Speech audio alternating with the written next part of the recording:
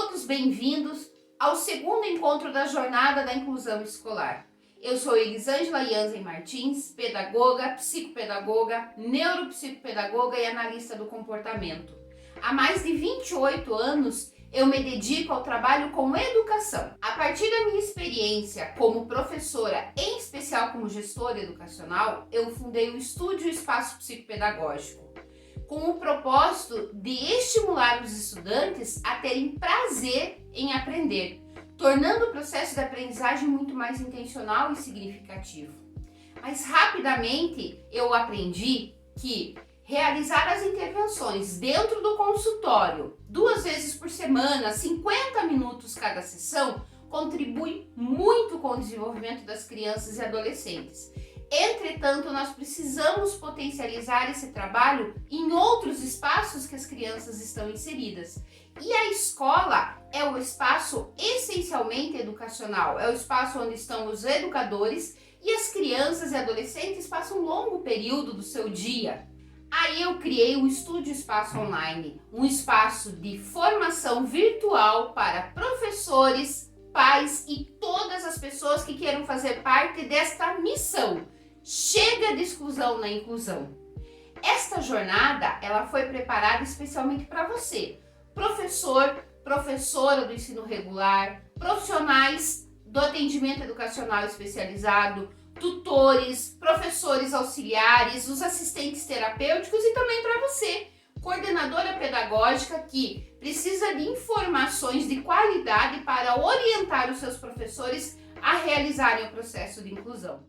Eu te convido a assistir o nosso primeiro encontro. Lá você vai encontrar informações essenciais para entender o contexto da nossa conversa. Então não perca tempo e vai lá no nosso primeiro vídeo. Na jornada da inclusão escolar, eu estou te apontando 5 erros mais comuns no processo de inclusão, aqueles erros que afastam e até comprometem o processo de desenvolvimento e aprendizagem dos estudantes com deficiência intelectual ou transtornos de aprendizagem.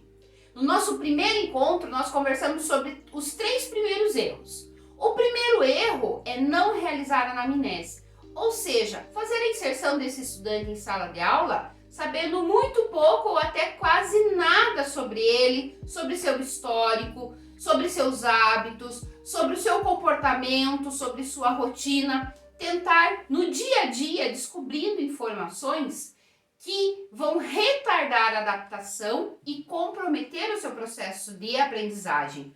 Ou seja, isso torna tudo mais difícil.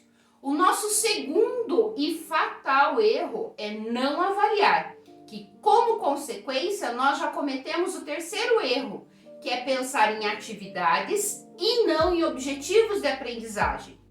Sem avaliar, sem ter clareza de quais são os objetivos de aprendizagem que o seu estudante precisa alcançar, você começa a pensar em atividades.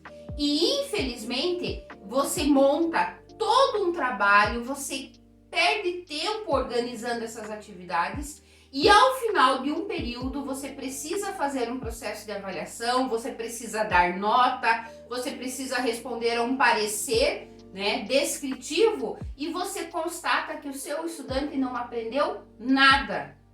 Mas será que é ele que não aprendeu? Será que não são as 4 respostas que você precisa ter e não tem? Ou seja, você não avaliou, você não conseguiu responder aquelas perguntas cruciais. O que o seu estudante sabe, o que ele não sabe, o que ele deveria saber e como ele aprende. Sem você responder essas 4 perguntas, o seu planejamento não vai ser assertivo. Ou seja, o seu planejamento ele não vai ser inclusivo, ele não vai potencializar a aprendizagem do estudante. Aí ao final do período, no momento da avaliação, você fica frustrada por não ter conseguido ensinar o seu estudante e o estudante acaba não aprendendo. Ou seja, você passou um longo período secando gelo. Então veja como isso é sério, como esses 3 erros, eles podem levar anos, a gente leva anos cometendo um atrás do outro por falta de conhecimento. Não estou aqui falando para vocês, já conversamos sobre isso, de ser um erro intencional, proposital, mas é a falta de conhecimento. E se você está aqui na nossa jornada, você quer aprofundar, você quer conhecer mais. Então vamos evitar, vamos apagar esses 3 erros da rotina dos nossos estudantes. Vamos avaliá-lo, saber claramente aonde nós queremos chegar. Agora eu convido você a participar, a deixar nos comentários, sem medo, sem vergonha, sem medo de julgamentos, quais são as suas experiências? Você já havia pensado sobre esses 3 erros?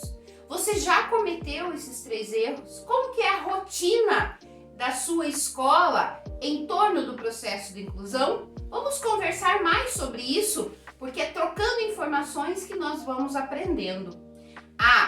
E no primeiro encontro, eu conversei com vocês. Aqueles professores que estiverem com a mente aberta, estiverem bem atentos, terão insights interessantíssimos para potencializar a aprendizagem de todos os estudantes, não só dos estudantes de inclusão. Então fique de olho, porque você consegue pensar em todo o seu fazer pedagógico ao longo desses últimos anos. Agora, tenho certeza que vocês querem saber quais são os outros 2 erros que eu identifiquei no processo de inclusão. Então, eu não realizo anamnese, não avalio, penso em atividades, não em objetivos de aprendizagem. E no momento que eu vou pensar nas atividades, que eu vou pensar na adaptação dessas atividades para o meu estudante, porque eu sei que eu preciso adaptar, eu começo a incluir o inho. Vocês sabem o que é o inho da adaptação?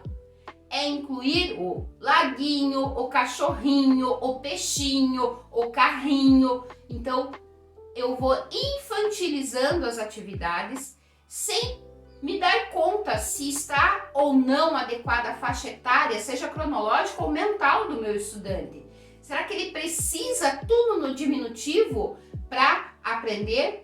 Ainda eu infantilizo ou simplifico demais as atividades no momento da adaptação? Eu vou simplificando, pego uma atividade conforme o objetivo, da série, e eu vou simplificando tanto essa atividade que ela se torna sem objetivo, ela se torna uma atividade boba, onde a criança não tem muito o que pensar, não tem processos cognitivos a serem realizados.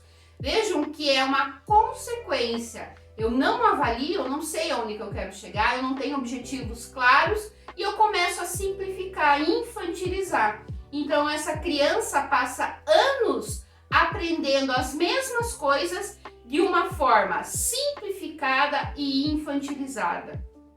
As crianças com deficiências intelectuais ou transtornos de aprendizagens, elas não precisam que as coisas sejam simplificadas, sejam facilitadas para elas. O que elas precisam é que o seu currículo seja adaptado às suas necessidades. Aí nós precisamos pensar quais são os níveis de adaptações que essas crianças precisam. É uma adaptação de ordem didática, metodológica? É uma adaptação de objetivos? É uma adaptação de conteúdos? Quais são as adaptações que eu preciso fazer? Nós precisamos interagir com esse currículo e não facilitar.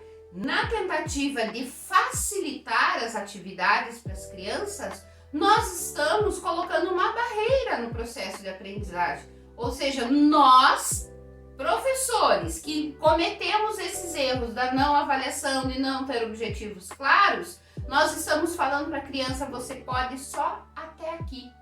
É até este muro, esse obstáculo que você pode vir. Mas será que ela não consegue ir além? Será que ela não tem condições de superar essas atividades? Essas atividades infantilizadas e facilitadas, elas respondem a quem? A criança, ao que ela sabe, ou ao que o educador consegue ensinar, consegue passar. Então vejam, sem objetivo, sem essa avaliação, nós vamos cometendo um erro atrás do outro. Pensem nisso ao longo da vida dessas crianças. Pensem que isso acontece milhares de vezes com milhares de crianças em todo o nosso país. Então, o processo de inclusão não é um processo de facilitação, é um processo de adaptação às necessidades da criança. Então, se todos os anos ela faz atividade de alfabetização, tem como ela avançar? Então, quem está dizendo que ela só pode ler e escrever? Será que ela não consegue desenvolver outras habilidades? Será que ela não consegue avançar no grau de complexidade dos seus processos cognitivos? Então, nós precisamos avaliar e não condenar as crianças a realizarem aquelas atividades que respondem à nossa perspectiva, ao nosso olhar. Não. Por isso, vamos colocar o estudante no centro do processo. Nós precisamos saber o que ele sabe, o que ele não sabe, o que ele deveria saber, como ele aprende. São essas as respostas que nós precisamos dar para organizar um planejamento coerente às dificuldades, às necessidades e às potencialidades desse estudante. Porque todos os estudantes também têm potencialidades. Lembram? Presumir competência. Se eu não acreditar no potencial do meu estudante, eu vou condená-lo ao fracasso escolar. E nós não queremos isso. Nós estamos aqui justamente para pensar o contrário. Então pense, será que ao longo da sua vida profissional você realizou esta ação de infantilizar ou facilitar o processo por não saber o que fazer? Novamente, ao final do período, no momento da avaliação, o professor falar: o meu estudante não aprende, será que é o estudante que não aprende? Será que eu não estou desestimulando? Será que eu não estou deixando que a sua aprendizagem ela seja cada vez mais lenta ou até inexistente por conta dessa sucessão de erros? E para você, isso faz sentido? Você percebe que isso realmente acontece nas escolas? O mais importante é buscar informações. Lembra dos princípios básicos do educador? Seja ético, tenha autoconhecimento, saiba dos seus limites, busque informações e professor é um eterno estudante. Nunca esqueçam disso. E o quinto erro que comumente nós cometemos na escola é tentar fazer tudo sozinhas. Ou seja, usando a estratégia da tentativa, erro e acerto e boas intenções, nós desconsideramos a participação dos terapeutas. Todos os nossos estudantes com deficiência intelectual ou transtornos de aprendizagem, eles são acompanhados por uma equipe multidisciplinar. Mas, infelizmente, nós não fazemos o trabalho em equipe. Nesta minha jornada aí como gestora, eu já ouvi várias justificativas para isso acontecer. Então, primeiro porque o terapeuta X ou Y quer mandar na escola. Porque é muito fácil fazer orientações, sendo que a terapia acontece 1 para 1. Então, a pessoa quer vir e passar orientações, mas não sabe o que é estar 30 alunos na sala de aula. Quero ver vir aqui para tentar aplicar. Ou ainda, as orientações de determinado terapeuta são mirabolantes, não dá certo. Então vejam, também temos o outro lado, os terapeutas que preferem o trabalho exclusivo no consultório, mantendo as suas estratégias de ensino lá 1 para 1, sem se envolver muito com a escola. Mas nesta briga, nesta queda, de braços entre terapeutas e escola, quem sai perdendo é o estudante. Cada um tentando fazer os seus objetivos, usando as suas estratégias, com metodologias diferenciadas. Tudo isso vai comprometendo o desenvolvimento do estudante, enquanto nós poderíamos montar uma equipe multidisciplinar forte, trabalhando com os mesmos objetivos, na mesma linha, fortalecendo a construção do PEI, que é o Plano Educacional Individualizado, e trazendo para esse estudante oportunidades de aprendizagem. Então, esse desconsiderar os profissionais que estão atuando como terapeutas dos nossos estudantes é o nosso quinto erro. Você já cometeu esse erro? Como que é a sua relação com esses terapeutas? Você consegue ter acesso? Quando você tem dificuldades, você entra em contato com eles? Você consegue expor as suas dúvidas, expor quais são as suas dificuldades ou até mesmo quais são as suas conquistas com esses profissionais? Você já ouviu aquela frase, sozinho vamos mais longe e juntos vamos mais rápido? Essa máxima precisa ser também aplicada ao contexto escolar, ao processo de inclusão, trazendo esse trabalho de equipe em prol do desenvolvimento das crianças. Vamos fazer uma reflexão. A gente sabe, a escola é uma instituição especialista em educação, isso é fato. Agora a minha pergunta é, será que você, professora que está assistindo essa jornada, você é especialista, você conhece cada especificidade do diagnóstico do seu estudante? Você consegue identificar as características dos transtornos, das deficiências? Você consegue fazer intervenções qualificadas? Então, os terapeutas são, e tenho certeza que eles têm muitas sugestões, têm muitas ideias que podem contribuir com esse trabalho. Vamos pensar.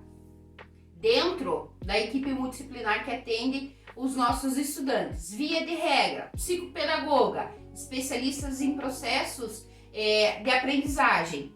Os TOs, eles são especialistas em reabilitação das alterações perceptivas, psicomotoras e sensoriais. A fonoaudióloga, ela é responsável por toda a parte de comunicação, fala e linguagem.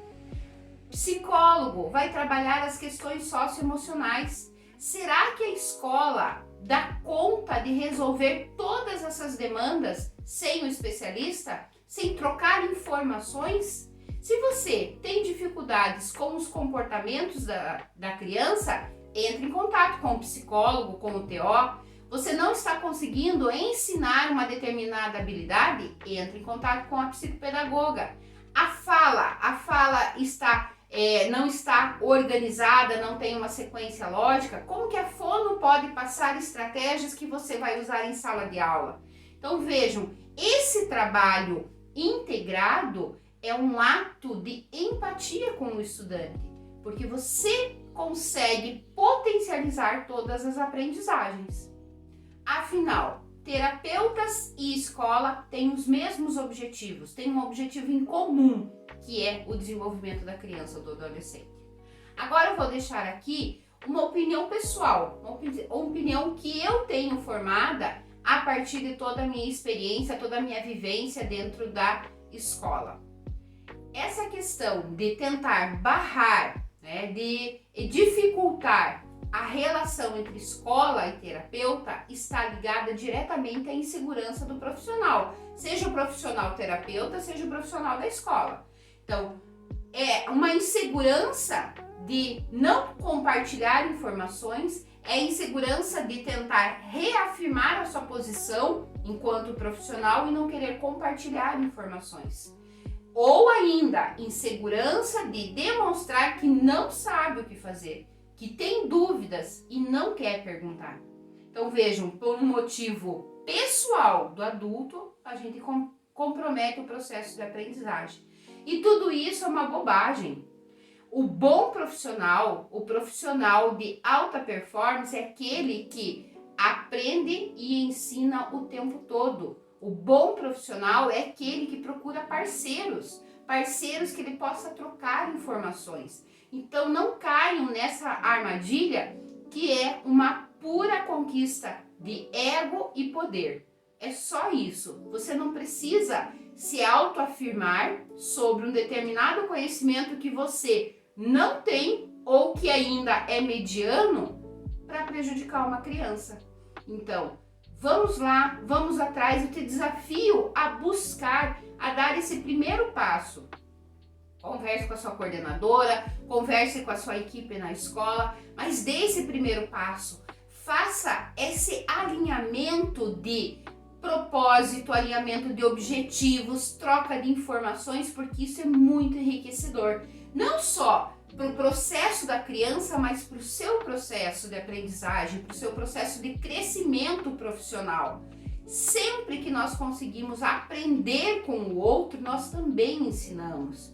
Vejam, se dentro da educação nós formos pensar em profissionais inseguros, em disputas, em egos, em poder, meu Deus, que instituição é essa? Que instituição educacional é essa aonde nós colocamos os nossos objetivos pessoais em detrimento aos objetivos de aprendizagem dos nossos estudantes?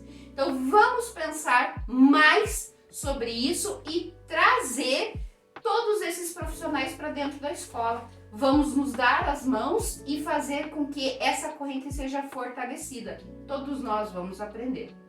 Então veja, nós falamos aqui de 5 erros. Eu consegui apontar para você 5 erros que acontecem no processo de inclusão. Para que em 2023 você consiga realizar processos de inclusão qualificados e que propiciem o desenvolvimento das crianças com deficiência intelectual ou transtorno de aprendizagem. Vamos revisar. Primeiro erro, não realizar anamnese, inserir a criança em sala de aula sem ter informações. Segundo erro, não avaliar o estudante. Terceiro erro, pensar em atividades e não em objetivos de aprendizagem. Não responder aquelas 4 perguntinhas. O que o meu estudante sabe, o que o meu estudante não sabe, o que ele deveria saber e ainda como ele aprende. O quarto erro, infantilizar ou simplificar demais as atividades. E o quinto erro, desconsiderar a equipe multidisciplinar. Vamos pensar, se em 2023 você conseguir eliminar esses 5 erros da sua rotina, da sua prática pedagógica, tenha certeza que o processo de aprendizagem e de desenvolvimento do seu estudante com deficiência intelectual ou transtorno de aprendizagem será potencializado à máxima potência. Vejam que eliminando 5 erros, 5 ações que você vinha fazendo, sabendo que precisava fazer alguma coisa diferente, mas você vinha fazendo elas, vinham cometendo esses erros ano após ano. Se você eliminar esses 5 erros, com certeza você terá mais segurança, você vai eliminar as frustrações da sua vida, você vai diminuir o teu nível de estresse e principalmente você vai ter reconhecimento profissional. Você vai perceber o quanto 5 erros, 5 ações podem transformar a sua vida profissional. Agora, se você quer continuar discutindo sobre esses 5 passos e, em especial, se você quer um roteiro infalível para fazer o processo de inclusão, se você quer um roteiro infalível para a construção do Plano Educacional Individualizado, ou seja, do PEI, venha comigo que eu tenho uma grande surpresa para você. Nós preparamos um curso online, Aprender para Incluir. Esse será um curso transformador, aonde você vai mudar toda a sua perspectiva, todo o seu foco profissional para fazer um processo inclusivo de qualidade. Venha comigo para você saber quais são essas novidades. Vamos aprender uma vez por todas a ensinar com eficiência, eficácia e rapidez. O curso Aprender para Incluir é 100% online, com detalhamento de cada passo de um roteiro infalível e com aprofundamento para a elaboração do PEI, Plano Educacional Individualizado. O curso está maravilhoso, tenho certeza que vocês vão amar. A formação é 100% online, você fica livre para definir qual é o seu horário, o seu cronograma, onde você quer estudar. Por um valor incrível e com uma super oferta para quem está no nosso grupo de WhatsApp. Faça já a sua inscrição. Invista um valor baixinho para participar de uma formação com embasamento teórico e prático que mudará imediatamente e, de uma vez por todas, a sua atuação profissional. Fazendo a inscrição hoje, você terá acesso imediato à plataforma. O curso ficará disponível por 1 ano e você poderá fazer o curso, emitir o seu certificado e refazer quantas vezes você quiser. Na plataforma você terá acesso a videoaulas, artigos científicos, documentos de referência, muitos exemplos práticos de adaptação e elaboração do PEI, espaço de interação e para tirar as dúvidas, com um baixo valor de investimento e aprendizagem de alta qualidade que mudará a sua visão sobre educação inclusiva. As primeiras 50 inscrições ganharão um e-book com a sistematização do passo a passo para a elaboração do PEI. Venha participar do nosso curso Aprender para Incluir. Venha aprender realmente a incluir e mediar o processo de desenvolvimento do seu estudante. Chega de exclusão na inclusão. Te espero lá na plataforma. Tchau!